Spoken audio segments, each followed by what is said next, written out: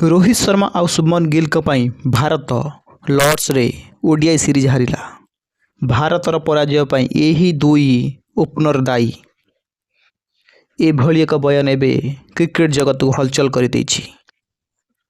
England विपक्ष ODI series रे भारतर पराजय को नहीं एबे भी मनरू दुख लिभि नथिया बेले एहा मध्य रे इंग्लैंड रो जने क्रिकेटर एक बड़ बयान देइछंती।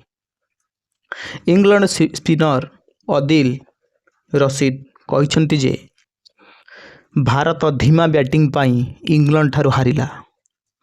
इंग्लैंड प्रथम बैटिंग करी 387 रन करिथिया बेले भारत 360 रन संग्रह करिथिला। भारतर यही 27 रन रो पराजय भारत को एक बड़ झटका देइथिला। कोटी कोटी भारतीय फैंस को मनरे आघात लागिथिला। तेबे यही पराजयर कारण एबे भी सामना को आसी नथिया बेले एहा मध्य रे रशीद जे बयान देइछंती ताहाकु नै एबे क्रिकेट जगत रे चर्चा हेउची। रशीद कहिछंती जे भारत उक्त मैच रे भलो खेलिथिला। भारतर दुई ओपनर शुभमन गिल और रोहित शर्मा धीमा बैटिंग करथिले। जेतेबेले गिल आउट होइथिले सेतेबेले भारत 147 रन संग्रह करिथिला। आ भारतर विजय पाई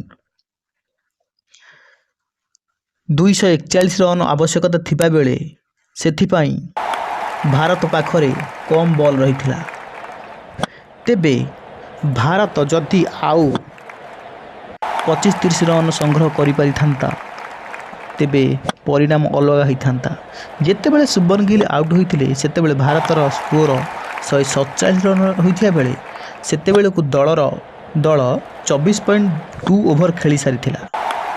जेतेबेले कौनसी दल 380 रु अधिक रन चेज करे सेतेबेले प्रथम 20 ओवर जदि 180 रन संग्रह करि न पारे तेबे ता परवर्ती बैट्समैन पई मुश्किल होई पारे जहा कि भारत पई होइथिला।